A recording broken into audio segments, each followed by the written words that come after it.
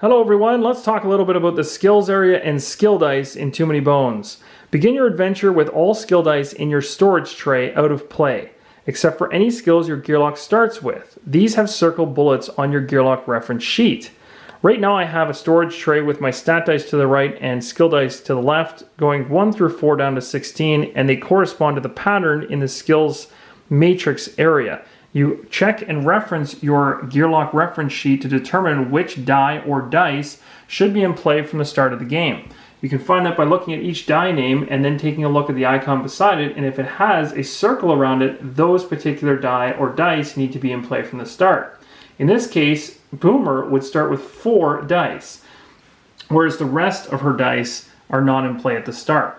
In order to determine which ones should be in play, you can take a look at the top number in the left-hand corner. 1, 2, 3, and 4 are the dice numbers that need to be in play for skills. Then you can take a look at your dice tray and notice that you've got 1, 2, 3, 4 in order. So these will go across the top of the skills matrix. Place your dice into each corresponding spot. Skills are trained through training points. Training points come from encounters and have a training point symbol that looks or icon that looks like this. When you train or unlock a skill, locate the numbered die in your storage tray that matches the skill you're training and place it on your mat in its correct spot. The only thing to remember is that you have to unlock the die with a star prior to unlocking the subsequent die or skill afterwards. So you have to have frag skill before you can have the big boom skill. The side showing on the skill dice in your skills area doesn't matter except for counters, which are often the exception. So in this case, 3 of these dice are not counters, but you'll notice this says boom counter. You then have to reference your reference sheet in order to determine how this one works. But these dice, when they first are placed in your mat area, it doesn't matter what side these numbers are on or what face is showing. A skill training attempt will always succeed.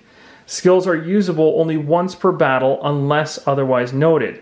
Exhaust each skill die after use. So when using a skill die in play and rolling it, going through the motions, once it's exhausted and used, it will go to the left-hand side of the player mat and can't be used again.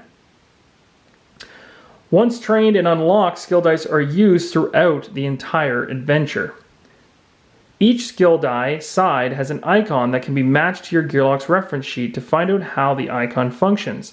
It also shows where this die may be placed once it's rolled. It could be either the active slot or the lock slot, both of which reside at the top of the player mat.